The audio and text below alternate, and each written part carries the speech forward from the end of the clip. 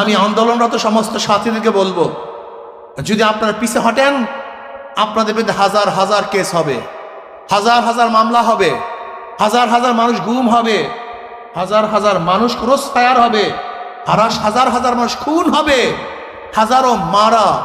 হাজারো মারা তাদের বুককে খালি করবে, হাজারো বোনেরা তারা বিধবা হবে, হাজারো বাচ্চারা এতিম হবে। কাজে আন্দোলন থেকে পিছে হটার কোনো সুযোগ নাই।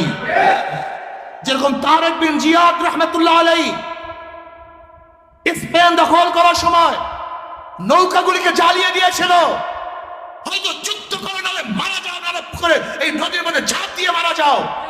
আজকে আমাদেরকে সামনে বাড়তে হবে, নয়তো মরতে হবে। পিছনে ব্যাক করার কোনো সুযোগ নাই, পিছনে ব্যাক করার কোনো সুযোগ নাই। আমার ভাই মারো কেন?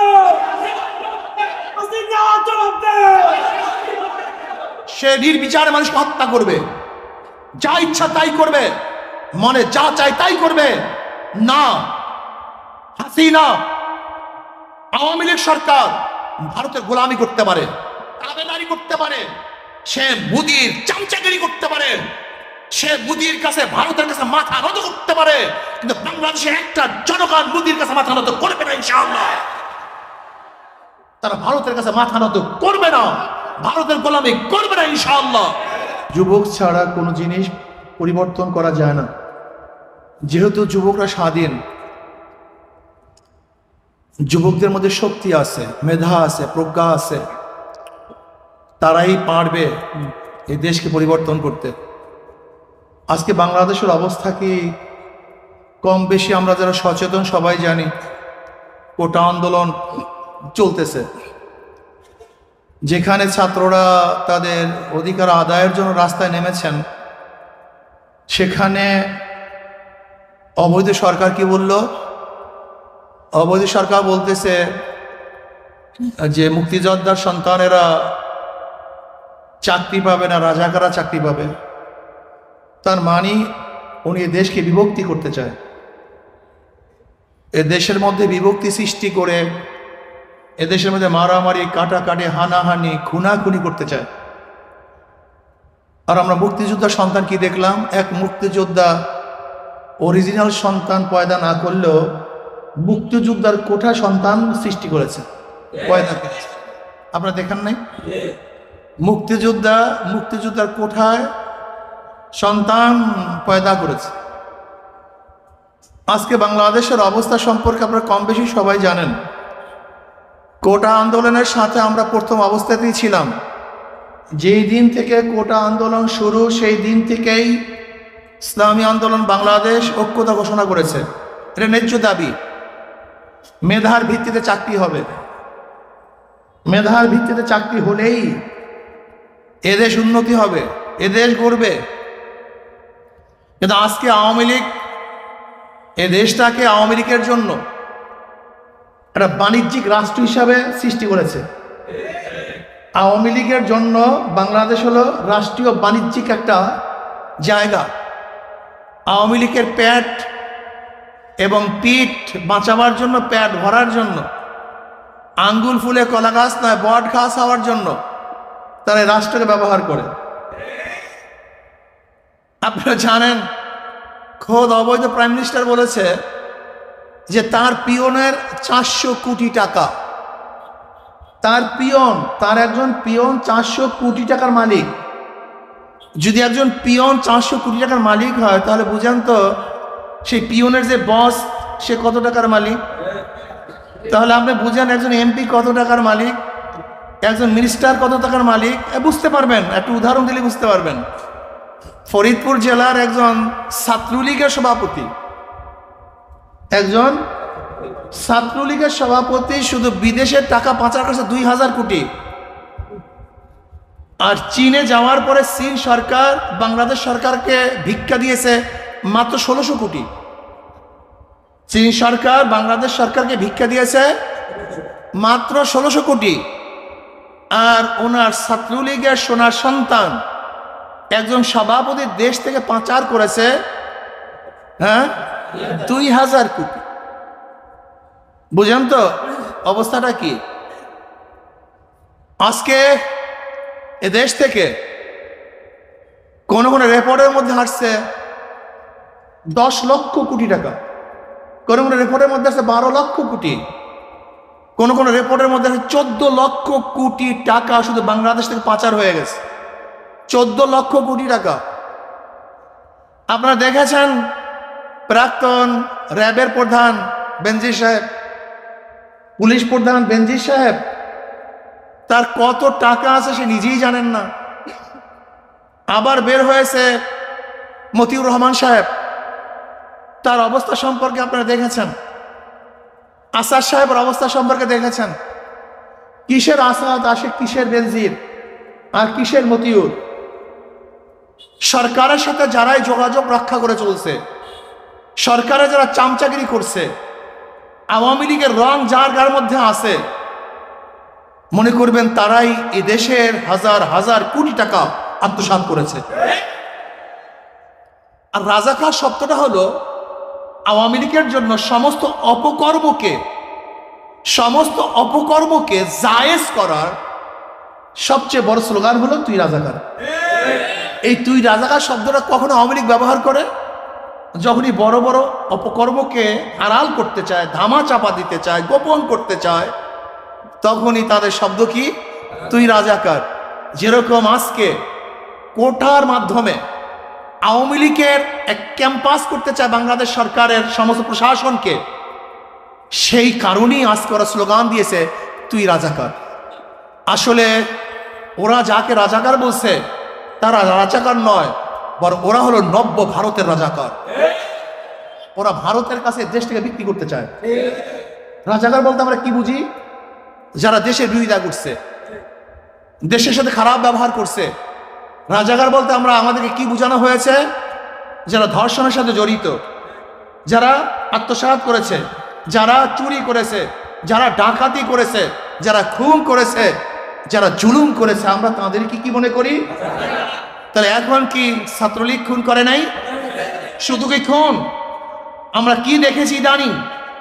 যে ছাত্রলীগের হাতে মেয়েরা পর্যন্ত নিরাপদ নয়, মেয়েদেরকে তারা হত্যা করে। আপনারা দেখেছেন জাহাঙ্গীর ইউনিভার্সিটিতে ছাত্রলীগের সভাপতি 100 ধর্ষণ করার পরে সেঞ্চুরি পালন করেছে। সিলেট ইউনিভার্সিটির অবস্থা আপনারা দেখেছেন। আপনারা দেখেছেন কয়েকদিন আগে একজন স্বামী তার স্ত্রীকে নিয়ে ঘোরার জন্য গেছিল, কিন্তু আওয়ামী লীগের লোক দলবদ্ধভাবে সেই স্বামীকে বেঁধে রেখে সেই স্ত্রীকে ধর্ষণ করেছে। আমরা এমন কিছু দেখেছি যে আওয়ামী লীগের লিডাররা ছাগল চুরি করেছে। আমরা এমন হাজারো ঘটনা দেখেছি যে আওয়ামী লীগের লোকজন ধর্ষণ করে হত্যা করেছে। তার মানে যদি ধর্ষণের কারণে, জুলুমের কারণে, অন্যায়ের কারণে, খুনের কারণে আপনারা দেখেন আবু সাইদ কি করেছে? আবু সাইদ কি করেছে? তার হাতে কোনো আগ্নেয় অস্ত্র ছিল না, অবৈধ কোনো অস্ত্র ছিল না। আবু সাইদ তো এই দেশের জন্য, অধিকার আদায়ের জন্য বুক পেতে দিয়েছিল। আর সেই বুকের মধ্যে আমাদের খাজনা, আমাদের ট্যাক্স, আমাদের ভ্যাটের পয়সার অস্ত্র দিয়ে গুলি করেছ। এর বিচার বাংলাদেশের জমিনে হতেই হবে। কি করছি? কোন আইনের বলে, কিসের কারণে তুমি আবু সাইদের বুকে গুলি দিয়েছো? আমাকে বলো, কোন আইনের ভিত্তিতে? আবু সাইদ কেন গুলিবিদ্ধ হয়েছে? আবু সাইদের মার বুক কেন খালি করেছো?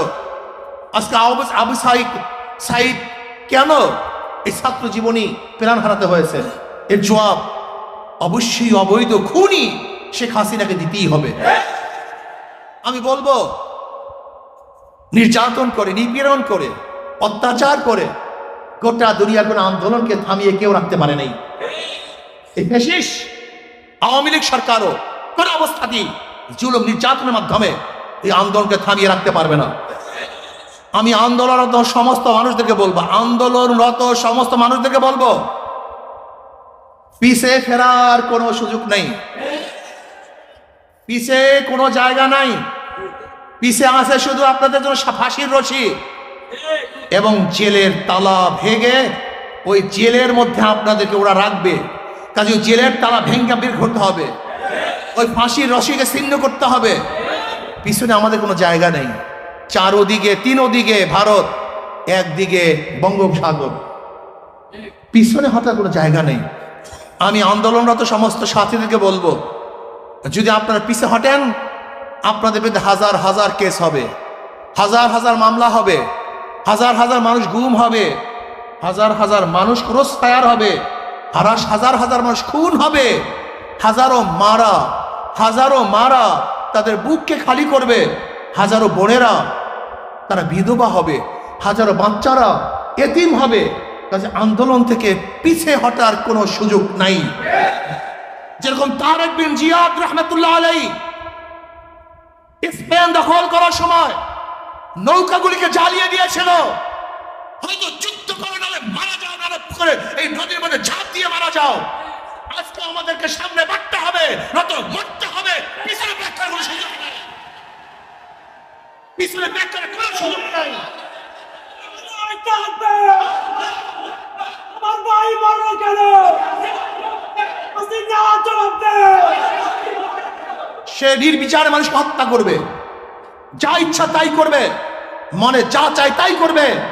না, হাসিনা আওয়ামী লীগ সরকার ভারতের গোলামি করতে পারে, তাবেদারি করতে পারে, সে মোদির চামচাগিরি করতে পারে, সে মোদির কাছে ভারতের কাছে মাথা নত করতে পারে, কিন্তু বাংলাদেশের একটা জনগণ মোদির কাছে মাথা নত করবে না ইনশাআল্লাহ।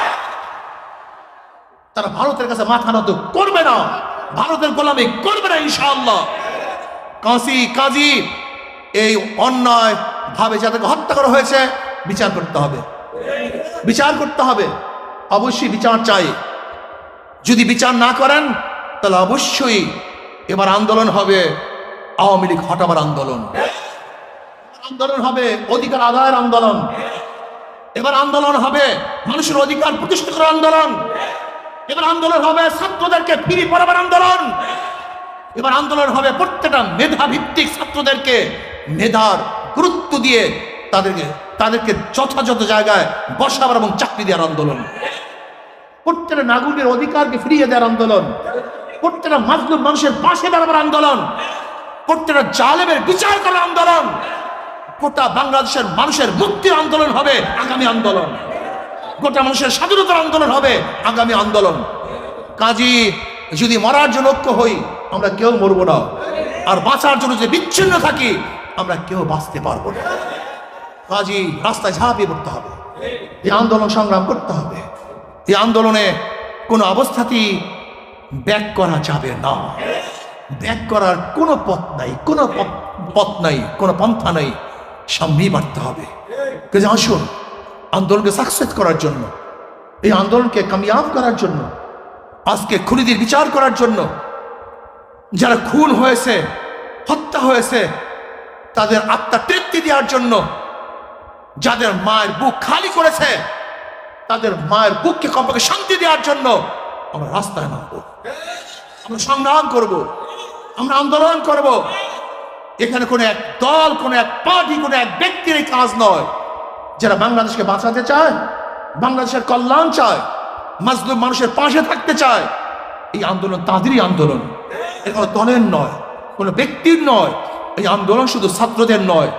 যদি ছাত্ররা কোনো অবস্থাতেই পিছে হটতে বাধ্য হয় তাহলে আমরা হটবো না, সমস্ত জনগণ রাস্তায় নেমে যাবে ইনশাআল্লাহ। ওরা লিস্টে করেছে ছাত্র নেতাদেরকে অ্যারেস্ট করবে, করুক গিয়ে অ্যারেস্ট। হাজারো ছাত্র নেতারা অ্যারেস্টের বাহিরে থাকবে, হাজারো মুসলিম মানুষ অ্যারেস্টের বাহিরে থাকবে। আমরা অ্যারেস্ট হয়ে যাব, আমরা জেলে যাব, কিন্তু খবরদার আপনার রাজপথ ছাড়বেন না। আমাদেরকে যেখানে না হোক না কেন আপনার রাজপথে বিচার করবেন, বিচার আদায় করবেন ইনশাআল্লাহ।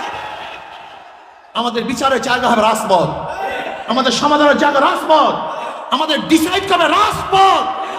রাজপথ ছাড়বো না, আমরা জেলে যাব, অত্যাচারিত হব, যাই হই না কেন কোনো অবস্থাতেই ভয় পালিয়ে যাবেন না, সামনে বাড়তে থাকবেন, সামনে অগ্রসর হবেন, বুক পেতে দিবেন। যেরকম আমার ভাইয়েরা বুক পেতে দিয়েছে, গুলিবিদ্ধ হয়েছে, মারা গিয়েছে বাংলাদেশের মানুষকে মুক্তি করার জন্য, বাংলাদেশের মানুষকে শান্তি দেওয়ার জন্য, বাংলাদেশের মানুষকে স্বাধীন করার জন্য, এই জুলুম নির্যাতন থেকে বাঁচার জন্য যদি তারা রক্ত দিতে পারে আমরা কেন পারবো না? আমাদেরকে অবশ্যই এই বাংলাদেশের মানুষকে স্বাধীন করার জন্য, আজাদ করার জন্য একটা যুদ্ধ করতে হবে, একটা সংগ্রাম করতে হবে, একটা মুক্তি আন্দোলন করতে হবে।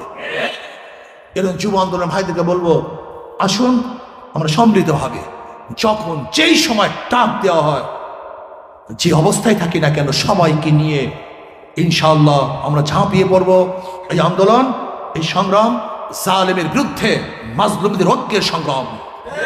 এই আন্দোলন জালেমের বিরুদ্ধে মাজলুমদের আন্দোলন। এই আন্দোলন জালেমের বিরুদ্ধে মাজলুমদের অধিকার আদায়ের আন্দোলন। কাজে আসুন আমরা সবাই ঐক্যবদ্ধভাবে জালেমের বিরুদ্ধে মাজলুমরা যদি ঐক্য হতে পারি, তাহলে জালেম বাংলাদেশ থেকে পালাতে বাধ্য হবে ইনশাআল্লাহ। কাজে আল্লাহ পাক আমাকে এবং আমাদের সবাইকে ঐক্যবদ্ধভাবে এই আন্দোলন করে আন্দোলনের শরীক হওয়ার তৌফিক দান করেন। ওয়া মা আলাইনা ইল্লাল বালাগ। আসসালামু আলাইকুম ওয়া রাহমাতুল্লাহ।